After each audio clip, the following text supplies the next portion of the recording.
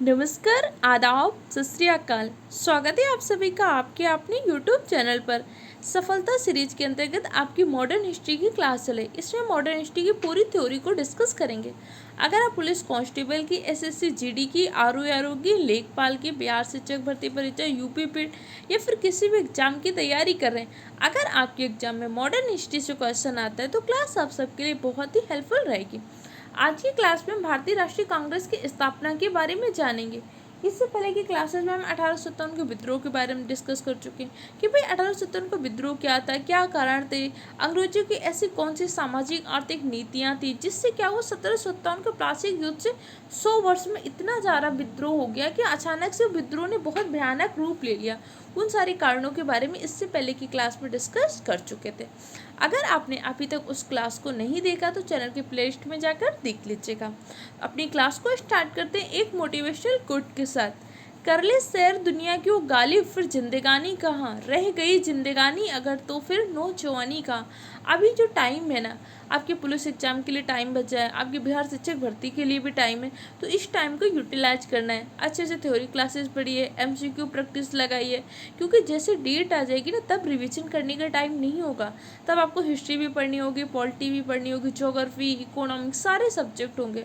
तो अभी टाइम है, इस टाइम को यूटिलाइज करिए। तो चलिए अपनी क्लास को स्टार्ट करते हैं। इंपॉर्टेंट पॉइंट के नोट्स बनाइएगा, कॉपी पेन लिख कर बैठिए। भारतीय राष्ट्रीय कांग्रेस की स्थापना। देखिए 1857 का विद्रोह, 1857 का विद्रोह एक सैन्य विद्रोह बेशक था, लेकिन इसमें क्या हुआ कि बहुत सारे कारण थे। डलहौजी की राज झड़प नीति थी, तुबेले जली की सहायक संधि थी, सती प्रथा के लिए कानून लेके आए थे, विधवा पुनर्विवाह को बढ़ावा दे रहे थे, तो इससे भारतीयों को लगा कि हमारे धार्मिक मामलों में हस्तक्षेप कर रहे हैं। सेना भर्ती अधिनियम आया 1856 का, जिसके माध्यम से क्या हुआ कि जरूरत पड़ने पर सेना को बाहर भेजा जा सकता है। जबकि उस टाइम पे हमारे भारतीयों के मन में क्या भावना थी कि समुद्र हमारा जल देवता है और हम अपने देवता के ऊपर पैर नहीं रख सकते, तो भारतीय समुद्र पार करके जाना पसंद नहीं करते थे। तो ऐसे बहुत सारे कारण हुए, तो उन कारणों का विस्फोट उत्पन्न हुआ 1857 में। 1857 का विद्रोह, 1857 का विद्रोह सफल क्यों नहीं हो पाया? देखिए सबसे बड़ा कारण था कि 1857 का विद्रोह का नेतृत्व प्रभावी नहीं था। 1857 का विद्रोह का नेता घोषित किया था हमने बहादुर शाह जफर को, लेकिन वो स्वयं बहुत वृद्ध थे तो उस टाइम पर चीज़ों को संभाल नहीं पाए। दूसरा क्या था, हमारा एक कोई उद्देश्य नहीं था, सब अपने अपने कारणों के लिए लड़ रहे थे। झांसी की रानी लक्ष्मीबाई अपने लड़के को राजा बनाना चाहती थी, दामोदर राव को, तो अवध से बेगम हजरत महल अपने पुत्र को नवाब बनाना चाहती थी। कानपुर से नाना साहब लड़ रहे थे, उन्हें अपनी पेंशन चाहिए थी। अभी जमींदारों के हितों के लिए जगदीशपुर से कुंवर सिंह लड़ रहे थे। तो हर इंसान युद्ध में शामिल तो हुआ 1857 के विद्रोह में, लेकिन अपने अपने कारण से शामिल हुआ, अपने अपने उद्देश्य से शामिल हुआ, किसी का भी एक कोई संगठित उद्देश्य नहीं था। तो इसी सब में क्या हुआ, 1857 के विद्रोह के बाद 1858 का एक्ट आता है, जिससे क्या होता है कि आपका कंपनी का शासन समाप्त हो जाता है, उसके स्थान पर ब्रिटिश शासन प्रारंभ होता है। अब धीरे धीरे क्या वो भारतीयों की और मांगे तेज हो रही थी, क्योंकि अंग्रेजों की जो नीतियां थी इससे क्या हो रहा था, भारतीय जनता बहुत परेशान हो चुकी थी। तो 1885 में भारतीय राष्ट्रीय कांग्रेस की स्थापना होती है। भारतीय राष्ट्रीय कांग्रेस की स्थापना किसने की थी? एओ ह्यूम ने। एओ ह्यूम का पूरा नाम था एलन ऑक्टेवियन ह्यूम।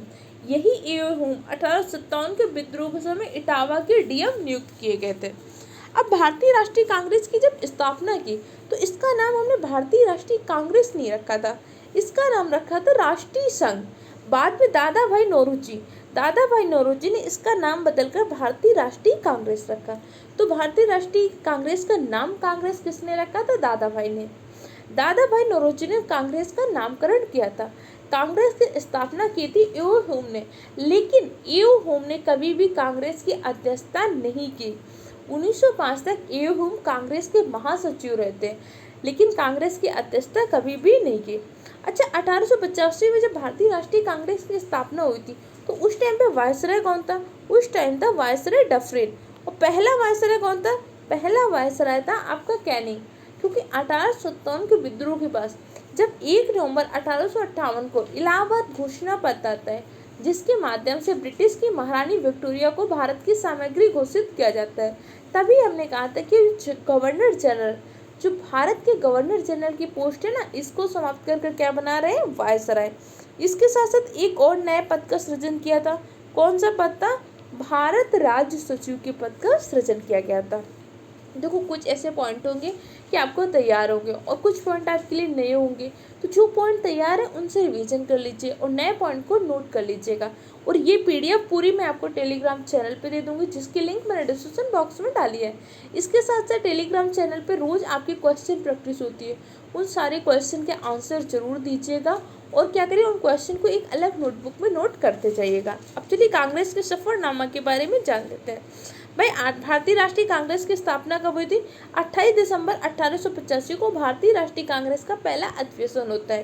कहाँ पे होता है? बम्बई में होता है। और जो एओ ह्यूम थे, इससे पहले क्या हुए थे? थियोसॉफिकल सोसाइटी के पूर्व सदस्य भी थे। एओ ह्यूम इससे पहले थियोसॉफिकल सोसाइटी के पूर्व सदस्य थे। अभी क्या हुआ है कांग्रेस के बारे में? अभी कांग्रेस ने कुछ टाइम पहले अपना 139वां स्थापना दिवस मनाया था, जो आपके एग्जाम पॉइंट ऑफ व्यू से इम्पोर्टेंट नहीं है। भारतीय राष्ट्रीय कांग्रेस की स्थापना के समय वायसराय कौन था? भारतीय राष्ट्रीय कांग्रेस की स्थापना के समय वायसराय था डफरिन। तो बहुत सारे लोगों ने कहा था कि जो कांग्रेस की स्थापना है डफरिन के दिमाग की उपज है। क्यों? क्योंकि 1857 का विद्रोह क्या हुआ था? अचानक से अंग्रेजी शासन के ऊपर बहुत बुरी तरह से फूट चुका था। तब इन्होंने ये भी सोचा कि भाई अगर भारतीयों की कोई मांगे हैं तो हम एक काम करते हैं, एक संस्था का गठन कर देते हैं। भाई भारतीय जो मांगे धीरे धीरे अपनी मांगे हमें बताएं। जैसे हम कहेंगे कि अपनी मांगे बताओ, प्रार्थना पत्र दीजिए, प्रतिवेदन दीजिए, ऐसे आपकी मांगों को सुनेंगे। तो ऐसे भारतीय इसमें बिजी रहेंगे। इस उद्देश्य से क्या किया था? डफरिन ने एओ ह्यूम के द्वारा कांग्रेस की स्थापना करवाई थी। एओ ह्यूम ये कभी भी कांग्रेस के अध्यक्ष नहीं रहे। ये 1885 से लेकर 1906 तक कांग्रेस के महासचिव रहे हैं, लेकिन एओ ह्यूम ने कभी भी कांग्रेस की अध्यक्षता नहीं की। विलियम वेडरवन ने एओ ह्यूम की आत्मकथा लिखी थी। तो कई बार क्वेश्चन पूछते हैं, विलियम वेडरवन ने एओ ह्यूम की आत्मकथा लिखी थी। अब ये विलियम वेडर इन्होंने एक बार कांग्रेस की अध्यक्षता की है, इस पॉइंट को ध्यान रखिएगा। इसके साथ साथ क्या होता है? कांग्रेस की स्थापना कब होती है? कांग्रेस की स्थापना होती है 28 दिसंबर 1885 को। और भारतीय राष्ट्रीय कांग्रेस का पहला अधिवेशन कहाँ पे होता है? बम्बई के गोकुल दास तेजपाल संस्कृत महाविद्यालय में। इनका जो पहला अधिवेशन था बम्बई की जगह कहाँ पे होना था? पुणे में आयोजित होना था। लेकिन पुणे में उस टाइम पे क्या हो गया था? प्लेग फैल गया था। अब प्लेग फैल जाने के कारण इस अधिवेशन को मैं पुणे के स्थान पर कहाँ करना पड़ा था? बम्बई में करना पड़ा था। अच्छा, जो प्लेग होता है, प्लेग को हम किस नाम से जानते हैं? प्लेग को काली मौत के नाम से भी जानते हैं। आगे देख लेते हैं, इंपॉर्टेंट पॉइंट है। कांग्रेस की स्थापना हो गई। कांग्रेस का पहला अधिवेशन हो गया 28 दिसंबर 1885 को मुंबई में हुआ। पहले अधिवेशन में 72 सदस्यों ने भाग लिया। अब कांग्रेस की स्थापना तो हो गई। अब कांग्रेस की स्थापना के बारे में अलग अलग लोगों ने अलग अलग विचार दिए। जैसे 1857 के विद्रोह के बारे में आपने पढ़ा था कि भाई अलग अलग लोगों ने अलग अलग विचार दिए। किसी ने कहा कि ये तो स्वतंत्रता संग्राम नहीं था, किसी ने कहा ये मात्र सैनिक विद्रोह था, किसी ने कहा कि हिंदू मुस्लिमों का अंग्रेजों के विरुद्ध षड्यंत्र था। तो अलग अलग बातें लोगों ने बोली। वैसे कांग्रेस के बारे में होता है, लाला लाजपत राय कहते हैं ये कांग्रेस क्या है? डफरिन के दिमाग की उपज है। अच्छा, लाला लाजपत राय कांग्रेस के सदस्य होते हैं? बिल्कुल। लाला लाजपत राय बाद में क्या होते हैं? कांग्रेस के गरम दल के सदस्य बन जाते हैं। 1907 में कांग्रेस क्या होती है? आपका कांग्रेस का सूरत अधिवेशन होता है। सूरत अधिवेशन में कांग्रेस आपके दो दलों में बढ़ जाती है, गरम दल और नरम दल। गरम दल के एक प्रमुख नेता होते हैं लाला लाजपत राय, बाल गंगाधर तिलक, विपिन चंद्र पाल। ये सब क्या होते हैं? गरम दल के प्रमुख नेता होते हैं। अच्छा, लाला लाजपत राय से जुड़ा एक और इम्पोर्टेंट पॉइंट देखिएगा। 1894 में जो हमने पंजाब नेशनल बैंक की स्थापना की थी ना, 1894 पंजाब नेशनल बैंक की स्थापना किसने की थी? लाला लाजपत राय ने की थी। और पंजाब नेशनल बैंक का हेडक्वार्टर कहाँ पे स्थित है? दिल्ली में स्थित है। अरविंद घोष ने कहा था कि भाई ये कांग्रेस जो है ना, ये 3 दिन का तमाशा है। ये 3 दिन काम करेगी और 3 दिन बाद ये समाप्त हो जाएगी। तो कांग्रेस को 3 दिन का तमाशा किसने बोला था? अरविंद घोष ने बोला था। अच्छा, अरविंद घोष की कोई पुस्तक है क्या? बिल्कुल, लाइफ डिवाइन अरविंद घोष की पुस्तक है। इसके साथ साथ एसेज ऑन गीता भी आपके अरविंद घोष की पुस्तक है।